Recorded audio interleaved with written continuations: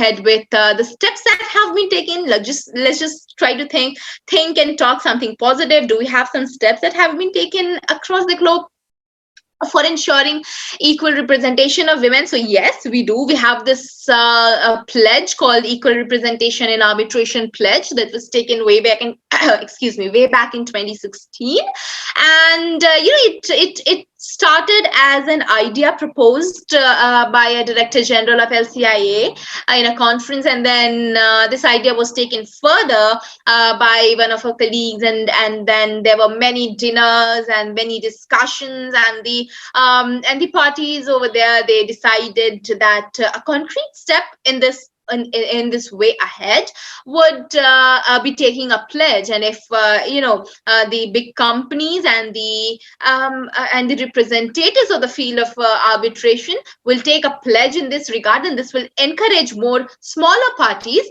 to go ahead with the same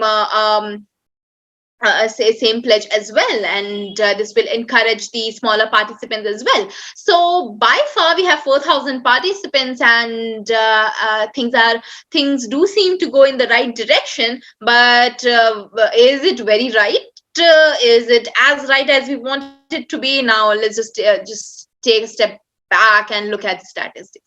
Now, the pledge was taken in the year 2016. We are in the year 2019, and the maximum that we see as a representation of women is 36.5% in 2019. That too by SIAC.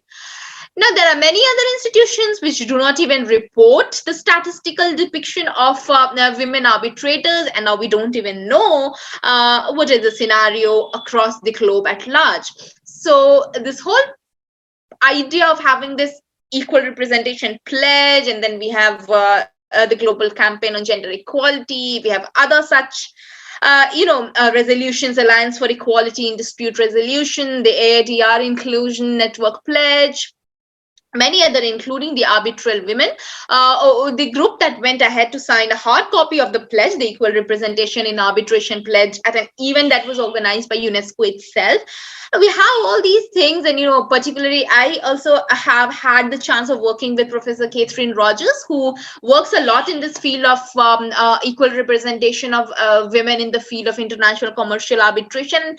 And during our research also, we were boggled by, we were very disturbed by the figures that we had at hand, lesser women being represented in the field of arbitration, not just in the managerial roles, but on the arbitration seat. As an arbitrator. Now, we went through, I actually went through a lot of international commercial arbitration awards, and some of them which were available to us, of course, because of the notion of because of this confidentiality agreement. So some of the arbitration awards that I had a chance to go through had all the arbitrators as male arbitrators, and I barely found someone who was a female arbitrator, just maybe one or maybe two in like 50 or 40 arbitral awards that I went through. Now, you see how grim the situation is, and when we speak of this steps being taken for equal representation, we should not just talk about taking a pledge, signing a pledge, etc., etc. We need to talk about it in the practical aspect as well. Now, we have certain companies who took this initiative of circulating a direction to their employees, as well as people who might send their CVs or request for appointment as in some roles in those companies. They gave out a notification across the board on their website that any letter that's being addressed, any email that's being addressed to them should not include only sir. Like, the salutation should include both sir, madam. Right. So there's a question of why all the big companies are not taking this initiative, right? Even when we write an email, we tend to, firsthand start with dear sir, good afternoon, sir. Why don't we talk about the madams? Right. So this is a problem that's so inherent in the whole context, not just in the field of international commercial arbitration, but across all the fields. Now we talk about equal pay, equal work, equal pay, things about that. We are still struggling for that.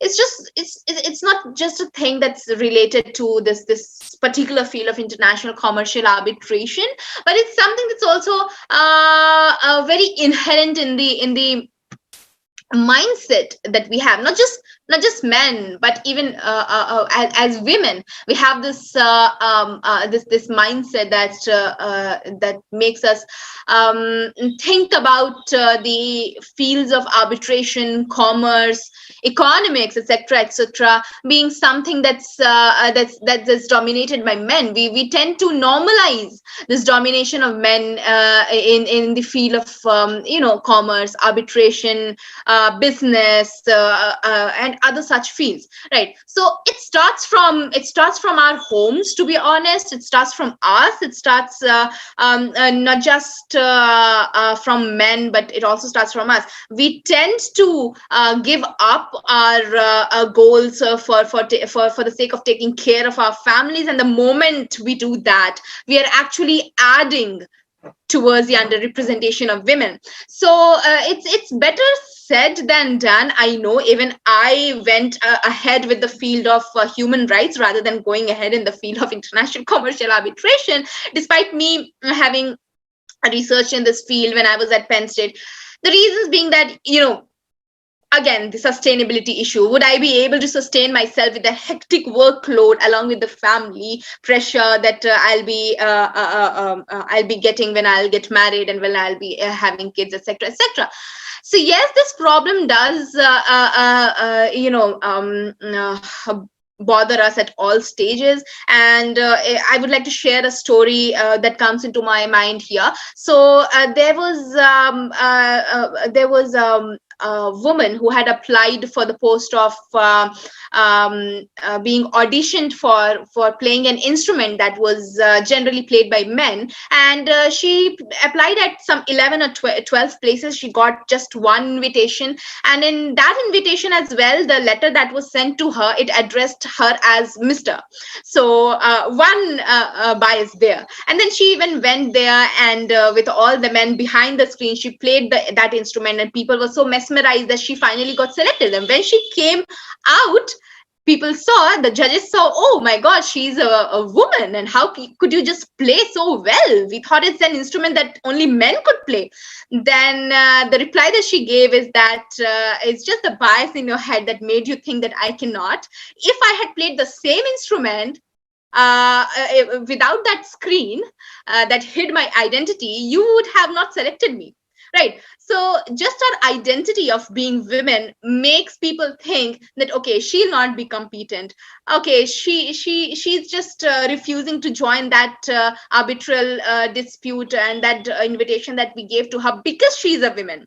Because she's a woman. Now, if a man does the same thing, the people say, okay, he must be having some personal commitments. Let's just give him another chance. Now, why don't we get that another chance? Why are we considered incompetent when we want to take care of our families and keep a work-life balance? Why are men considered to be competent, even though we generally know that it's us women who have to take care of both families as well as the career? Why can't men as well do the same thing?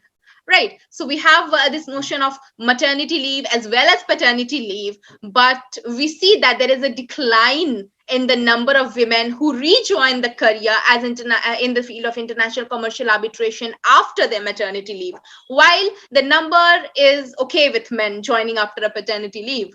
Why? Where do we lose these women? Right. So this notion of flexibility in the field of arbitration and the field of commerce and the field of business at large is something that has to be tackled